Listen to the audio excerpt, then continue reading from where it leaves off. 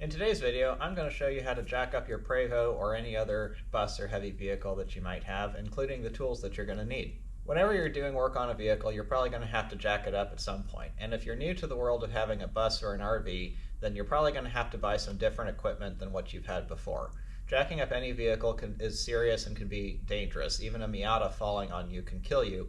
But when you get to something that weighs 50,000 pounds, then those risks become even greater. Not so much because you're going to die more, but because you need to have heavier duty equipment and probably something different than what you have working on your normal vehicles. I had to go out and buy some new equipment that I didn't have before. Even though I had been working on my previous RV quite a bit, I actually had not had a need to take its tires off and get underneath it to the same degree that I'm going to have to do with the Prevost. Some of that just has to do with the nature of the work that I'm doing on the Prevost from the get-go, but the other thing is that the Prevost compared to my previous RV sits a whole lot lower. My old RV, even with the air completely out of the spring, sat high enough off of the ground that I was able to get underneath it and get access to pretty much everything that I needed. The Prevost, even in its highest ride height, is still a little bit on the tighter side for me to get underneath it, and you never want to be under a vehicle with air suspension that can fall down and crush you. As far as ways to die go, that sounds really unpleasant.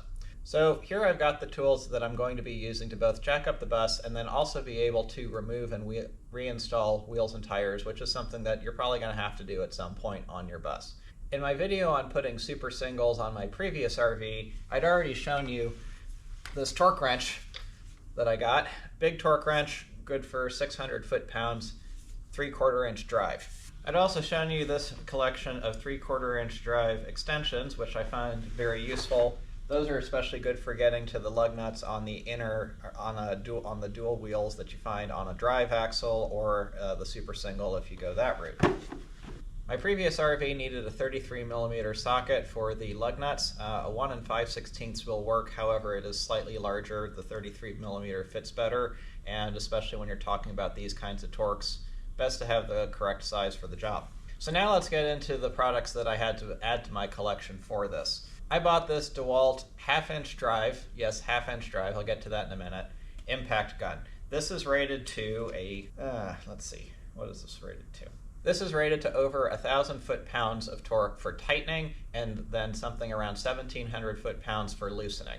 Now, why did I buy half-inch drives? Personally, I'm a DeWalt fan, but if you prefer Milwaukee or Makita, or even if you're a Harbor Freight fan for these kinds of tools, everybody makes a higher powered impact gun that you can buy. DeWalt is my personal preference, and also this gun was able to work with the 20-volt batteries that I already had, so it was nice to not have to buy additional batteries. Now, for DeWalt, for some reason, the 3/4 inch drive impact that they make is actually at a lower level than what they make some of their half-inch drive impacts at. I don't entirely know why that would be, but that's what they do. So I've got a half-inch drive impact, and then I've got this half-inch to 3/4 inch drive adapter so that I can still use my 3/4 drive socket, and then that will work with my 3/4 inch drive torque wrench. I've already gotten a couple of the lug nuts off. This works great. One more note about the torque wrench versus the impact gun. When I did the super singles, I used the torque wrench for both getting the lug nuts off and then putting them back on. And the reality is, if you're not going to be doing it that often, that's fine. It's going to be extra work, but if it's spending an extra few $100 on an impact gun might not be something that's worthwhile to you.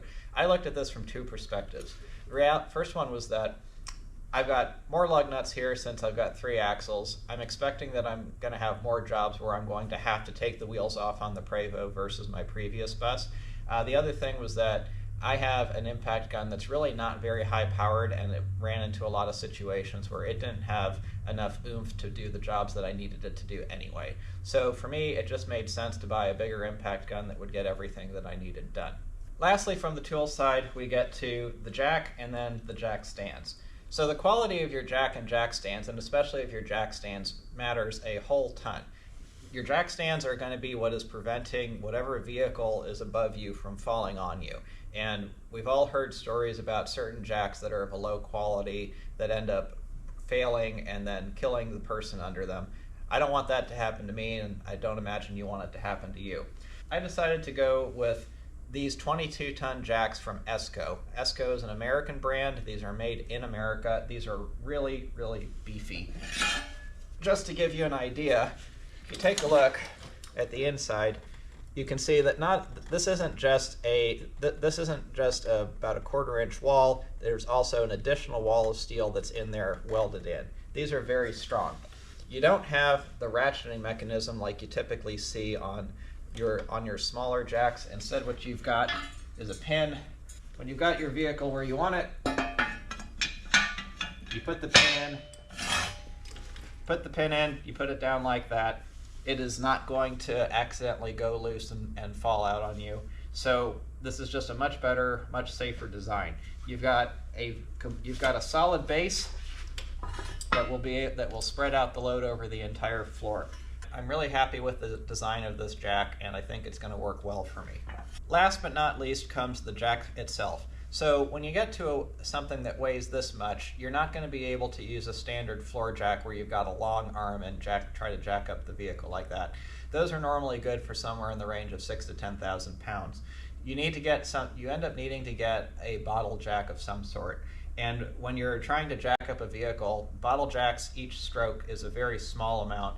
So we get into using what's called an air over hydraulic jack system. So you see here, there's an air line. You simply just hook it up to your air compressor, push down, and then it will jack up on its own. Bottle jacks don't have as much travel, so you do need to be cognizant of that when you're jacking up your vehicle. But this ESCO 20-ton jack, you can screw up the center, and so you can try to get it right at the bottom of the jacking point so that when you're starting to jack up the vehicle, you're getting 100% of travel that the bottle jack offers. ESCO makes a number of different jacks in different sizes and also in different profiles. They make a low profile version that's a little bit shorter than this one. This jack in the size that it is will probably not be able to fit under the jacking points that are on the axles themselves. However, I want to jack up the bus from the body side. Once you have the body of the bus jacked up, the only thing that you really need to be jacking up the axles for is to get the wheel and tire combination off the ground a little bit so that you can get them off of the bus easier. So for that, you actually can use a normal floor jack because you're not trying to jack up 40,000, 50,000 pounds of bus. You're really only trying to jack up the still hundreds or maybe even over 1,000 pounds of axle, but that's well within the capacity of a normal floor jack. So we're going to do the rear axle here, and I'm going to get started. In my intro video to the Prevost, I noted how the panel that surrounds the drive and the tag axle actually is on a hinge, and it will flip up to get you better access to the wheel tire combination and associated bits. So if you look right back here, you can see how this latches in. You've just got this little piece of metal, you just pull it out, it pops out. The other side on this was a little bit harder, but I've got it loose. And so then from there, you simply, hard to do one-handed, rotate this up, and then this arm goes down onto that little nipple there. And there you have it. Now you've got good access to everything. In the Prevost maintenance manual, they show that you've got 12 jacking points on the bus, one on any of the wheels. So in the case of the drive axle, it's on the pair of wheels on either side, so one here, one on the other side, one on the tag axle, one on the other side tag axle wheel, and then one each on front. And then you've got an additional 6 jacking points that are on the body side. Make sure to check your maintenance manual to see how your bus is if you're not working on a Prevost. So now that this is up, a couple things I'm going to do. First one is I'm going to try to make sure that I've got the air suspension aired up as much as possible. That gets the bus as high up in the air just off the get-go that I can. If you look here, you can see the leveling valve is actually not completely level. This is one of the reasons why I'm working on the bus today, is that one of my tag axle airbags is leaking, so I'm going to go through and just replace all of them. So I'm going to try to get this to the point where it is up all the way, or at least as much as possible, and then I'll get the jack underneath it, start raising things up.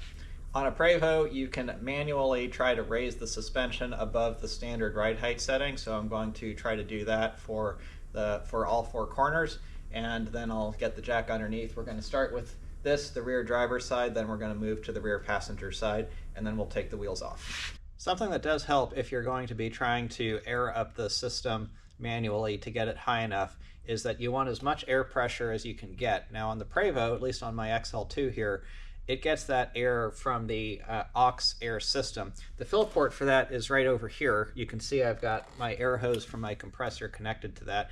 And so that means that my compressor that'll go up to about 110, 120 PSI is feeding more air directly into that.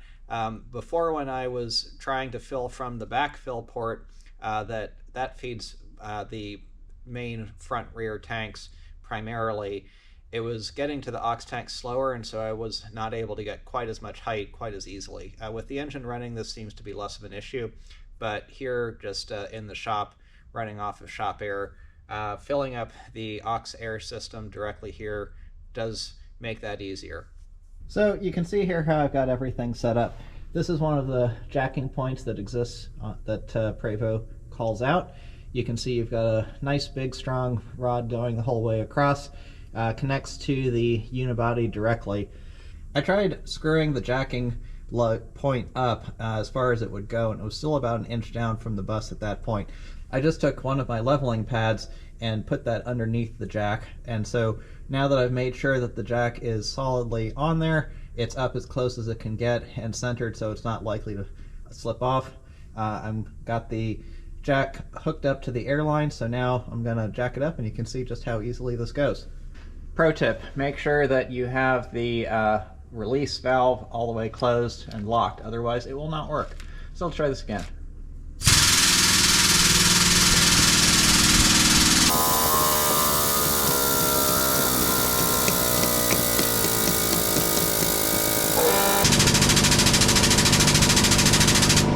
So after I got the driver's side rear jacked up, the passenger side rear went up with it, combination of the really great structural rigidity that these buses have, and also the fact that I had air in the airbags at its max setting, and it was in the manual raise mode, so it wasn't going to drain the air out as soon as the ride height got a little bit above the normal level. So I decided, so I went and I put the jack stand under the passenger side. You can see you really want to have it underneath this big structural supporting block here. And then what I did was I got my floor jack, I got the passenger side tag wheel up. We're going to go over there next and we're going to remove it. Okay, we're over here on the passenger side, and you can see that I've got it off the ground. The tag axle and the drive axles both require air pressure to release the brakes, so if you just try to turn it without hitting the master parking brake release, then it will not move. Remember to have your front wheels chocked before you release that brake. But got it up, can spin it over. I didn't hear anything funny with the bearings. Everything seems smooth, no funny noises. One thing I will point out, so these are oil-filled hubs, and the drain port is over right here. I'm going to make sure to take this wheel off, ideally having it pointed down. I can rotate it, of course, easily enough, but I am going to change the fluid in this because I have no idea how old it is. Another thing I noticed once I got this up in the air is that the driver's side tag axle is leaking, so I'm probably going to have to call Prevost and get a seal kit for that. But let's go ahead, get this rotated where I want it, and then let's get these lug nuts off, and you can see how easily it goes.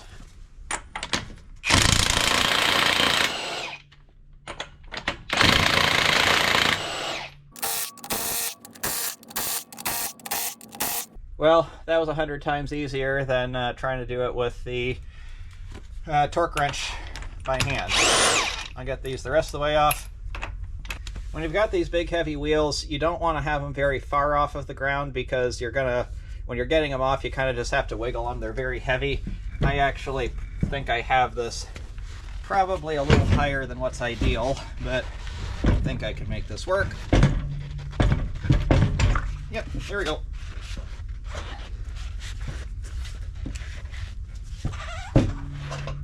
And just wiggle it out.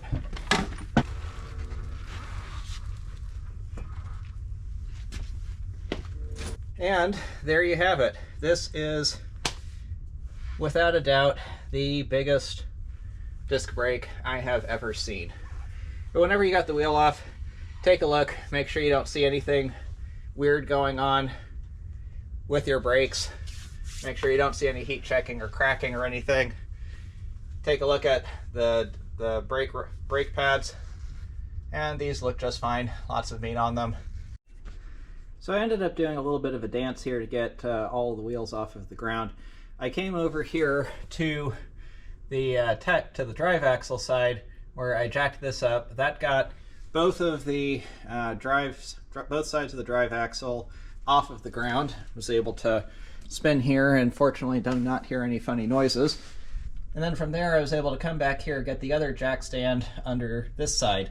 I am going to need to get another 1x piece of wood to put under the jack on this side, just something to keep note of for the future, but this does work. And now from there I was able to jack up the tag axle, and I can spin this part. So now we're moving up to the front for jacking up my bus, and in this situation I had a hard time getting the bus high enough in the front. And I've actually got a video on replacing air springs, which is what I'm working on at the same time, and I'm going to explain a little bit about why that is up here. You can see here I've got stuff apart on the passenger side, and what I did to start out was, you can see over here that frame rail where I've got the bottle jack under on the driver's side. Now I simply put that under the passenger side over here, jacked it up, and then the resulting height that I was able to get under the front jacking points was not high enough to use my jack stands, so I did one of the other things a lot of people like to do, which is just have some blocks of wood underneath, and these were actually jacking pads that I used more with my old bus, but I'm going to be using them a good bit for jacking things up here, I think, on this one. What you can do if you're not able to get enough height for what you need to do is that you can leave the bus like this, so then you could then come back to the jacking side, lower the bottle jack fully, get some blocks of wood underneath it so that you can get another however many inches of travel, and then return over here, and then that would be enough for the jack stands. I'm able to get the wheels off, and that's good enough for what I'm doing here, so I'm probably not going to do that. But let's go jack up the driver's side, get the wheel off. I've got the wheel far enough off the ground that it is moving just a little bit, so not off the ground very much, but just that this will be enough to get it off, and if I need a little bit more I can just put a floor jack underneath the front suspension and get it off the rest of the way. I still don't have enough room up front for one of my jack stands, so I will use blocks of wood again. There's a lot of people who all that they use are blocks of wood. They don't bother with jack stands, but I think that having the jack stands is a worthwhile investment. So we'll get this up and get this wheel off.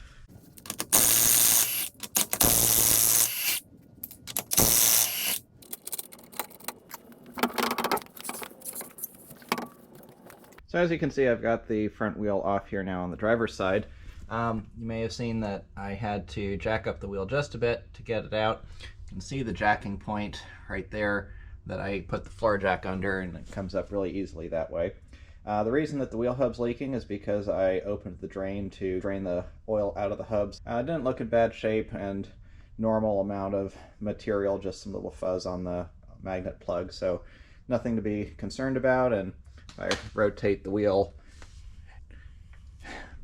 doesn't have any, has some resistance but not significant, so it's the correct amount. While the wheel's off, I'm going to go through, I'm going to hit all of the Zerk fittings.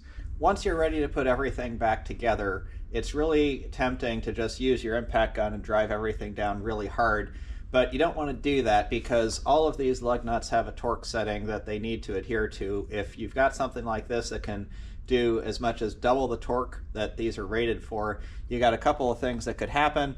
You could either strip out the threads, break the nut, make it really hard to get it back off, just get it super tight to the point where you might not be able to get the thing back off again. So the best thing to do is to take them, get your impact gun, get everything down, maybe get it down just a little bit like that, and then you come back with your torque wrench and finish it. I've got my torque wrench set to 450 foot-pounds, got it on here, and go through. You can see I've got some rotation, which is exactly what you want. You want some rotation after the impact gun, and then there you go. Now it's all torqued down properly. When you're torquing, you want to go in a star pattern. You can follow what the manual says. They may have a specific way you like to do it, but important thing is get all of the lug nuts snugged down. Make sure that the wheel is properly seated, especially if it's whether it's a hub mount like this is or a stud mount. Make sure that the wheel is properly seated. Get all of them run down a little bit so you have an initial torque, and then go through with the torque wrench to finish it back up. So now here's a fun trick. I've got the suspension jacked up as high as I can get it manually. I've got my jack stands underneath the jacking points here in the back. And now I'm going to lift up the tag axle, and I'll be able to take it off without having to use my bottle jack at all.